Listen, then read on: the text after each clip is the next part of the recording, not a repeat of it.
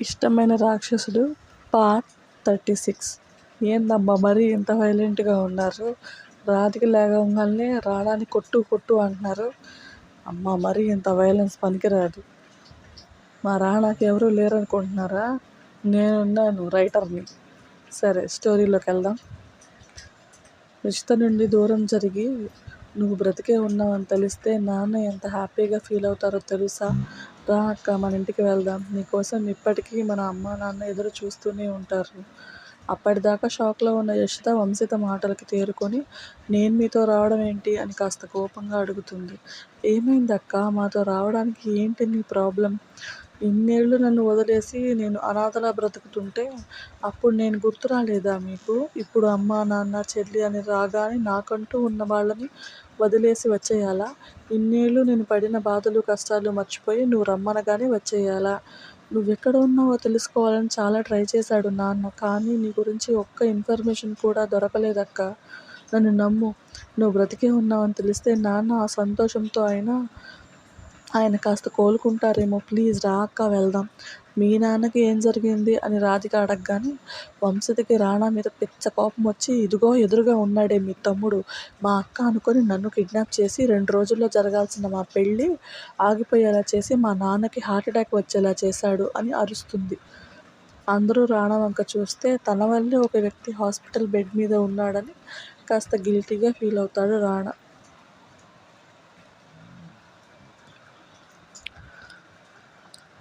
రాధికకి అప్పటికే తల పగిలిపోతుంటే కష్టంగా తనని తాను కంట్రోల్ చేసుకుంటుంది.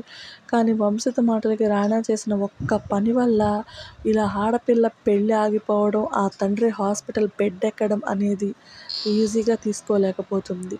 రాధి, నువ్వు బాగానే ఉన్నావా? నేను బాగాలేను మామ. వీడి వల్ల ఎంతమంది సఫర్ అవుతున్నారని తెలిసాక ఆ రోజు నేను చచ్చిపోయినా బాగుండేదనిపిస్తుంది మామ. అక్క, రాణా అరుపుకి ఛీ, నోరు ముయ్యరా, కొంచెం కూడా మానవత్వం అనేది లేదు కదరా? నువ్వేం చేస్తున్నావో ఒక్కసారి కూడా ఆలోచించలేకపోయావు. నీది నా మీద ప్రేమ కాదురా, దాని మీద పంతం. అందుకే ఇన్నిసార్లు నేను చెప్పినా నమ్మట్లేదు దాన్ని. అసలు నువ్వు అంతలా ఏం చూసావు, ఏం విన్నావు? యశి గురించి నిన్ను రాక్షసుడిగా మార్చేసిన వాళ్ళని అస్సలు వదలనురా, ఖచ్చితంగా చంపేస్తాను. అక్క ప్లీజ్, నువ్వు జరిగింది తెలుసుకో ముందు. ఇదిగో ఈ వీడియో చూసి మాట్లాడు, దాని గురించి కొంచెమైనా క్లారిటీ వస్తుంది అని ఒక వీడియో ఆమె మొహం ముందు పెడతాడు. ఆ వీడియో ఏంటో మనం తర్వాత మాట్లాడుకుందాం. ఇప్పుడు చెప్పినా అర్థం కాదు మీకు. రాధిక, కృష్ణ ఆ వీడియో చూశాక రాణా వంక ఎలాంటి ఎక్స్ప్రెషన్ లేకుండా చూస్తారు. అర్థమైందా అక్క? అది ఆ రోజు నిన్ను చంపడానికి మనుషుల్ని మాట్లాడింది.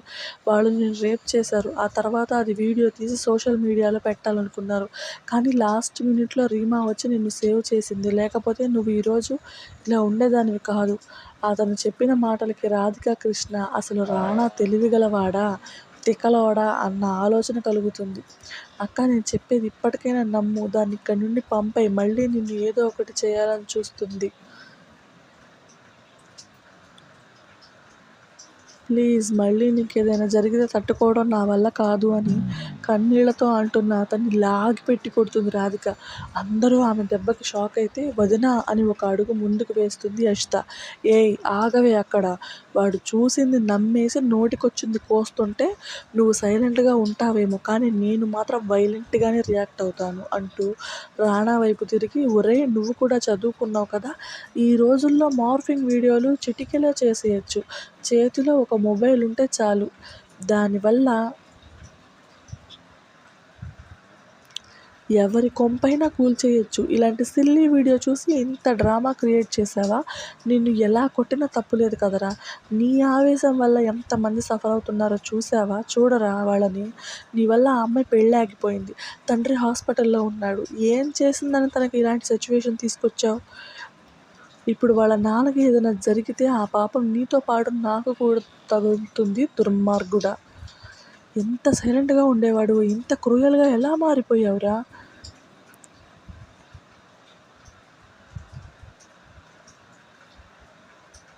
రీమా చెప్పిందా? అదొక పెద్ద పతివ్రత. నీకు వీడియో చూపించి చెప్పగానే నమ్మేసి అక్క మీద ప్రేమతో ఏదో పొడి చేశాను అన్నట్టు ఫీల్ అయ్యావు అంతేగా?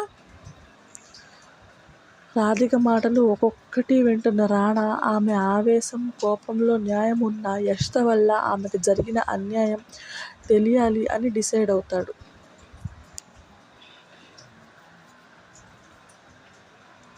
ఒక్క నిమిషం అక్క, ఇప్పుడే వస్తాను అని తన రూంలోకి వెళ్ళిన రానా కొన్ని పేపర్స్ తీసుకొచ్చి రాజ్కి చేతుల్లో పెట్టి, నేను దాన్ని ప్రెగ్నెంట్ చేసి మోసం చేశాను అన్నావు కదా, నిన్ను చంపాలి అనుకుంది ఇదే అని రీమా చెప్పింది, నేను నమ్మాను అన్నావు. ఎందుకు నమ్మానో ఈ పేపర్స్ చూశాక నీకు అర్థమవుతుంది. ఏంటో ఆ పేపర్స్ అని ముందుగా రాధికనే వాటిని చూడటం మొదలు పెడుతుంది.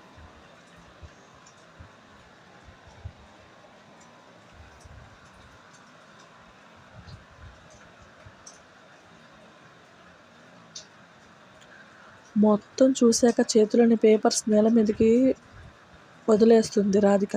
రాధి ఏమైంది అని కృష్ణ అడుగుతున్నా ఉలుకు పలుకు లేకుండా ఎటో చూస్తున్న రాధికని కుదిపి, ఏమైంది, ఆ పేపర్స్లో ఏముంది అని అడుగుతాడు కృష్ణ. మన బిడ్డ మామ అని ఏడుస్తూ కృష్ణని హత్తుకొని గట్టిగా ఏడ్చేస్తుంది రాధిక. రాధి ఏమైందిరా, ఎందుకు ఏడుస్తున్నావు, మన బిడ్డేంటి అని అర్థం కాని అయోమయంలో అడుగుతున్న కృష్ణ మాటలకి రానా షాక్ అవుతూ చూస్తాడు వాళ్ళ వంక.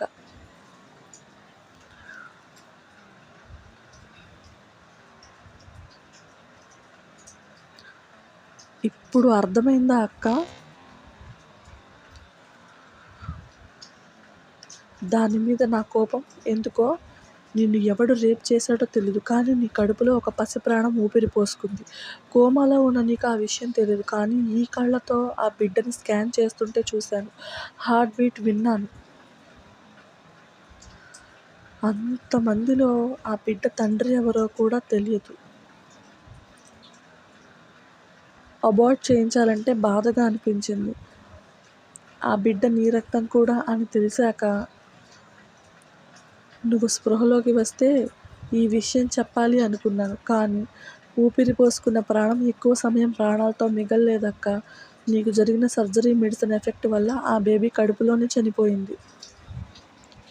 ఇది ఇంకో ట్విస్ట్ రా పిల్లలు.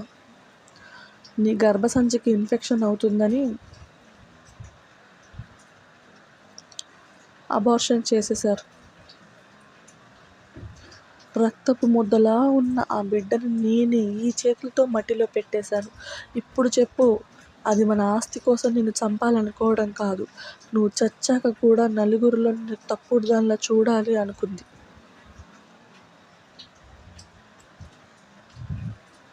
ఎవరో చేసిన తప్పుకి ఆ పసి ప్రాణం ఎందుకు పోవాలి? నువ్వు హాస్పిటల్ బెడ్ మీద ఎందుకు ఉండాలి? దీనంతటి కారణం ఇది కాదా? రానా మాటలకి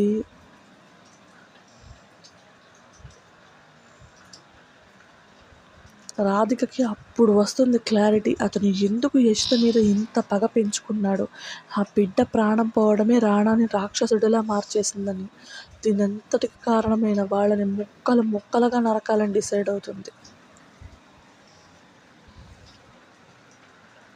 మామా, ఏంటి రాధి?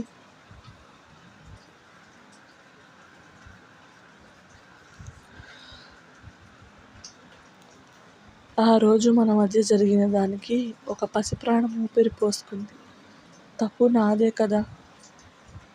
నువ్వు వద్దు వద్దు అంటున్నా నేనే నిన్ను ఫోర్స్ చేశాను.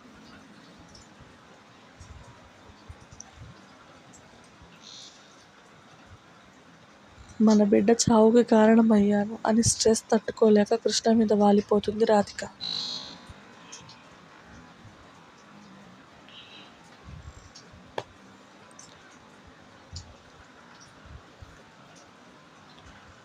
అక్క అని రానాని కృష్ణ దగ్గర నుండి రాధికను లాక్కొని, ఏమైంది, కళ్ళు తెరిచి మాట్లాడు, మళ్ళీ నన్ను ఒంటరివాణ్ణి చెయ్యకు ప్లీజ్ అని ఏడుస్తూ ఎలీజా అని అరుస్తాడు.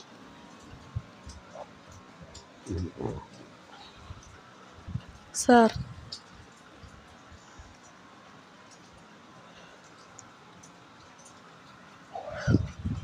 అక్కకి ఏమైందో చూడు, అలా కళ్ళప్పగించి చూస్తావేంటి? హా సార్ అని రాధికని చెక్ చేసి ఫాస్ట్గా ఇంజెక్షన్ చేసి మేడంని సోఫాలో పడుకోబెట్టండి అని గ్లూకోజ్ వాటర్ తాగించమని చెప్తుంది. స్పూన్తో కొంచెం కొంచెం తాగిస్తున్న రాణా ఏడుపు మాత్రం ఆగదు.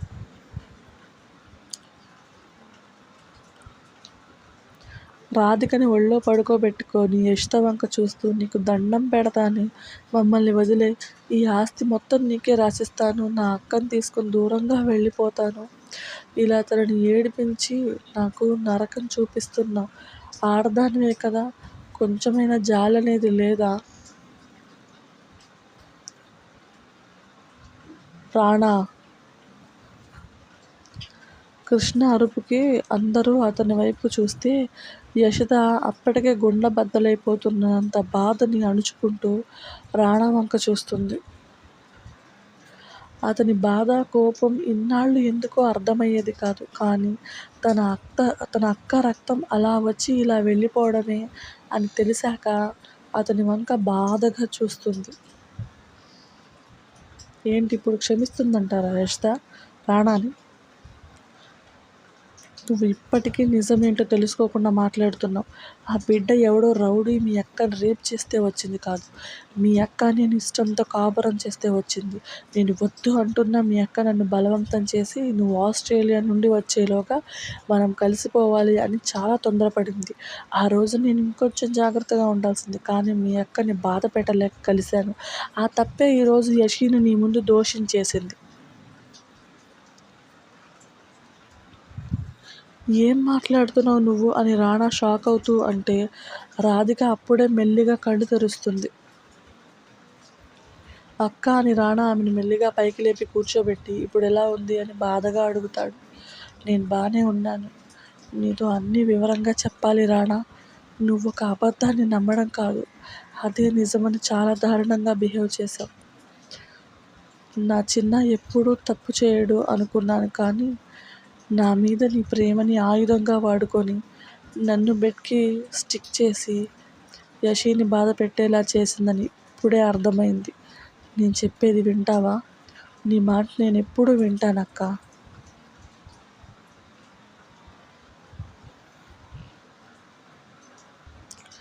అయితే ఆవేశపడకుండా నేను చెప్పేది విను అని రాణా చేయి పట్టుకొని కృష్ణ వంక చూస్తుంది. ఇప్పుడు నువ్వు నిజం చెప్తేనే రాణాకి తను చేసింది ఎంత పెద్ద తప్పు అర్థమవుతుంది రాది. చెప్తాను మామ అని జరిగింది చెప్పడం స్టార్ట్ చేస్తుంది. ఇక్కడ నుంచి ఫ్లాష్ బ్యాక్ స్టార్ట్ అవుతుంది. అర్థమైందా? ఈ ఫ్లాష్ బ్యాక్లో వంశిత, యువ అయితే ఉండరమ్మా, అదైతే గుర్తించండి మీరు. ఓన్లీ వీళ్ళ నలుగురే ఉంటారు. రీమా కూడా ఉంటుంది. రాధిక, కృష్ణ, యషిత, రాణా, రీమా వీళ్ళ చుట్టూనే స్టోరీ ఉంటుంది ఫ్లాష్ బ్యాక్లో. ఓకే. ఉదయం 6 గంటలకు జిమ్ రూమ్లో అక్క తమ్ముళ్ళు కలిసి జిమ్లో కసరత్తులు చేస్తూ ఫుల్ బిజీగా ఉంటారు. అక్క ఏంటి చిన్న, నేను ఈవినింగ్ లేట్గా వస్తాను, నా కోసం వెయిట్ చేయకు. దేనికి? బెంగళూరు వెళ్ళాలి, క్లయింట్స్ ఈవినింగ్ మీటింగ్ ఉంది. నువ్వు తొందరగానే ఇంటికి వస్తావు చిన్న, డోంట్ వరీ. సరే నువ్వు జాగ్రత్త. ఏదైనా ఇంపార్టెంట్ అయితే నాకు కాల్ చెయ్యి. ఒక్కదానివే వెళ్ళిపోకు. కాస్త నా ప్రోటోకాల్ ఫాలో అవ్వు. నా మీద నమ్మకం లేదా చిన్న? నీ మీద నమ్మకం లేకపోవడం ఏంటక్క? మరి నాకెందుకు ఈ సెక్యూరిటీ? నేనేమైనా చిన్నపిల్లనా?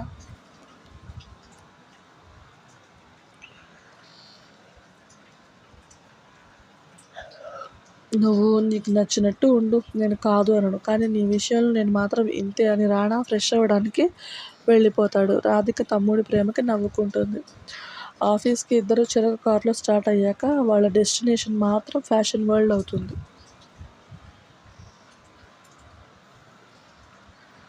చైర్మన్ ఛాంబర్కి రాధిక, సీఈఓ ఛాంబర్కి రాణా రాయల్ వాక్తో నడుచుకుంటూ వెళ్తుంటే అతన్ని దొంగచూపులు చూస్తున్న యశిత ఎంత బాగున్నారో అని మురిసిపోతుంది. యశిత మురిసిపోవడం సీసీ క్యామ్లో చూస్తున్న రాధిక దీని లైఫ్ మొత్తం వాడిని చూస్తూనే బ్రతికేసేలా ఉంది. పిచ్చి మొహంది అని విసుగ్గా అనుకొని ఆమెను తన ఛాంబర్కి పిలుస్తుంది. May I come in madam? Come in. లోపలికి వచ్చిన యషిత గుడ్ మార్నింగ్ మేడం అంటే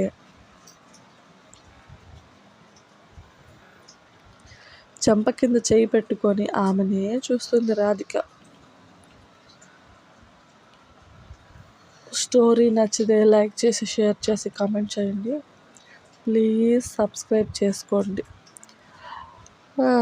అలాగే మెయిన్ ఇప్పుడు మీరు డైలీ అడుగుతున్నారు కదా అప్డేట్స్. సరే, మనం ఒక డీల్ కుదుర్చుకుందాం.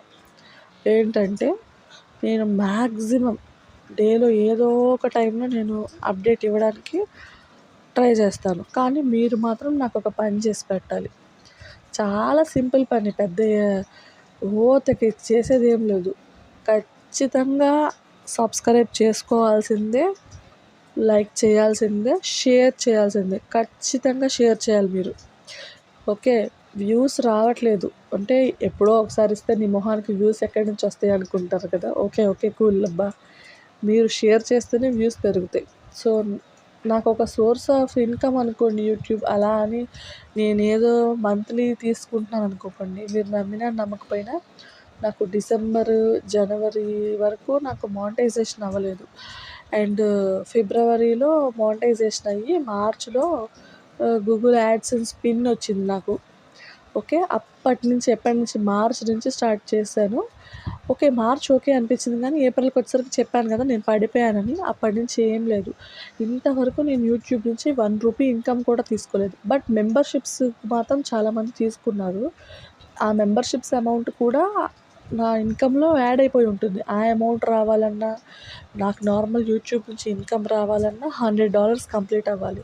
నా మొహానికి $50 కూడా కంప్లీట్ అవ్వలేదు. అంత వరస్ట్ సిచ్యువేషన్లో ఉన్నాను. సో నాకు కొంచెం సపోర్ట్గా ఉండిద్ది. ఎందుకంటే ఇది ఓపెన్గా చెప్పేస్తున్నాను, దీన్ని దాచుకోవడానికి ఏం లేదు. నా పొజిషన్ బాగాలేదు. మీరు చేసేది ఏమైనా ఉంది అంటే నచ్చినోళ్ళు మెంబర్షిప్స్ తీసుకోండి. లేదు మీకు నార్మల్గానే స్టోరీ చదవాలనుకుంటే నార్మల్గానే చదవండి. కాకపోతే నేనేం చెప్తున్నానంటే మీరు షేర్ చేస్తే నాకు వ్యూస్ పెరుగుతాయి కదా. సో దానివల్ల నాకు కొంచెం యూజ్ ఉంటుంది ఇప్పుడున్న నా సిచ్యువేషన్కి. అది ఒక్కటే మీరు చేయండి చాలు. వ్యూస్ పెరిగే కొద్దీ ఏంటంటే నాకు కూడా ఇంట్రెస్ట్ కలుగుతుంది. ఓకే, వ్యూస్ పెరుగుతున్నాయి, ఇన్కమ్ జనరేట్ అవుతుంది, ఇవ్వాలి అనే రెస్పాన్సిబిలిటీ, భయం అన్నా ఉంటుంది కదా. కాస్త ఆ విషయంలో అర్థం చేసుకోండి అబ్బా. Okay, thank you.